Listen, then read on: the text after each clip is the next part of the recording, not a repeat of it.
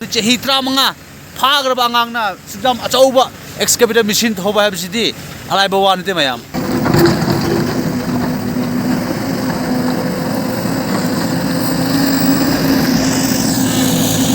hello इचिनो मयाम ngasi इचिनो मयाम दा video मचा अमतंग थागतचगे असि आंगांग से आइगी सेकेंड ड्राइवर सुनी अदुगा बड़ी मतासु थोकनबने हाबदि आइगी इसे नुपागी मचा नुपानेबा याम चाउद्रिबनी चही 35 फाबदंग ngairaba angang aduga mana aigi inakta lebse चही अमति फारे को मैम अदुगा ngasi थबक होरमदाई की लोसरमदाई की नुटी जाय खुदिंग की मांगोंदा मशीन से पुंखाय पीबनेबा अदो मासे मशीन कायमुक थौबा है हाइबसे मैम द खरा येंगजगे अदुगा मैमनसु अइना हाजिनिंग से वीडियो से यामना इंटरेस्टिंग को मैम आबि चही 35 फाग्रब आंगांगना सुजाम अचौबा excavator machine थोबा हाबसिदि Alaiba वानते ma'am अदुना सिगी video से मैम यामना इंटरेस्ट ओइदरि अदुना अइना मैम द हाजिनिंग से वीडियो से सोइना सब्सक्राइब तोबियो लाइक तोबियो शेयर तोबियो वीडियो से होजरसे फरे बुंगो मशीन से फरे थौरो को नंगी अलाइबी स्पीडा थौरो सिगी लेबाक मैम सिंसे लोइरे कोल आदा लोइना लंगदबा को अइना हाइबगुमना तौरो हौरो चलो यामना हाइदी हाइग्रबा यामना एक्सपर्ट अंगांग नि मैम हजिकमा मशीन का खाले को मैम मशीन का खाले अदुगा आसुंदसु एखोगी होंडाई मशीन मा थबक लोरमदाइगी मासे सुटी ओइग्रे मासे हजिक आइगिसु थबक लोरमदाइगी आइगी अंगांग सि पिबनेबा मशीन थवाइना येंगो ma'am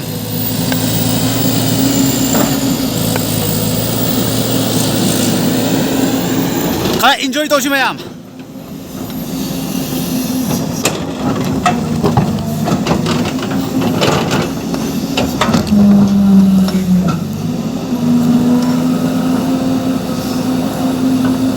makata nung achop su le मैम sigi wai ko मैम nung achop se मैम le ba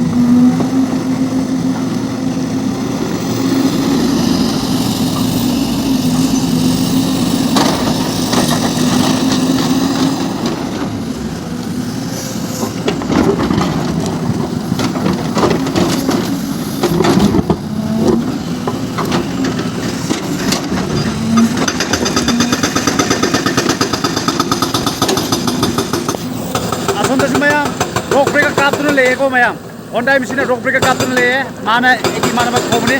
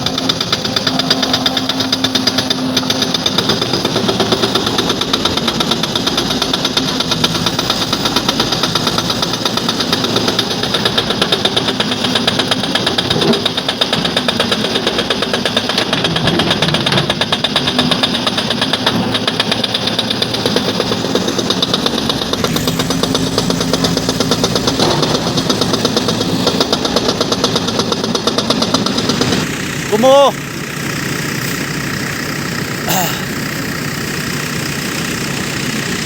ꯀꯝ ꯇꯧꯒꯤ ꯃꯦꯆꯤꯟ ꯊꯧꯕꯁꯦ ꯍꯥ ꯅꯨꯡꯉꯥꯏꯕ ꯍꯌꯦꯡ ꯑꯌꯨꯛꯇ ꯉꯟꯇꯥꯅ ꯂꯥꯛꯑꯒ ꯁꯤꯒꯤ ꯂꯩꯕꯥꯛꯁꯤꯡꯁꯦ ꯐꯖꯅ ꯁꯦꯡꯒꯗꯕꯀꯣ ꯑꯩꯅ ꯍꯥꯏꯕꯒꯨꯝꯅ ꯅꯠꯇ꯭ꯔꯥ ꯑꯗꯣ ꯃꯌꯥꯝ ꯚꯤꯗꯤꯑꯣꯁꯤꯗꯤ ꯌꯥꯝ ꯀꯨꯏꯅ ꯅꯝꯖꯔꯣꯏꯒꯦ ꯃꯝꯁꯨ ꯃꯝꯃꯕꯅꯤꯅ ꯑꯗꯨꯒ ꯃꯊꯪ ꯑꯃꯨꯛ ꯑꯗꯨꯝ ꯌꯥꯝꯅ ꯁꯥꯡꯅ ꯚꯤꯗꯤꯑꯣꯁꯦ ꯅꯝꯖꯔꯒꯦ ꯑꯗꯨꯝ ꯍꯥꯏꯕꯗꯤ ꯑꯩꯒꯤ ꯑꯉꯥꯡꯁꯦ ꯀꯌꯥꯃꯨꯛ ꯍꯩꯇꯦ ꯍꯥꯏꯕꯁꯦ ꯈꯔ ꯃꯌꯥꯝꯅ ꯈꯔ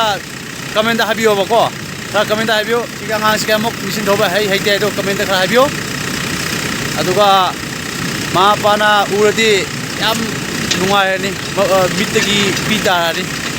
मेन ओइना मागी मबोक मेन ओइना मागी मबोक अमा लेये अदो मादी असि उरदि मिटगी पितारानि ओके मैम वीडियो से मतंग असिदा लोसिलाजे मथा मुक अनौनोबो टॉपिक मुक थागतजरगे मिसिन की मरम दो ओइगेरा मुबांग दो ओइगेरा अदो मियामना चैनल सिबो सब्सक्राइब तोबियो शेयर तोबियो हाबो माने नंगे गानि बे मणिपुर हेवी बेटाबो कदाय मणिपुर मिक्स चैनल हाउने मणिपुर मिक्स चैनल बो लाइक अमने शेयर अमने सब्सक्राइब सिंगरो बाय बाय लोसिलागे मतंग असिदा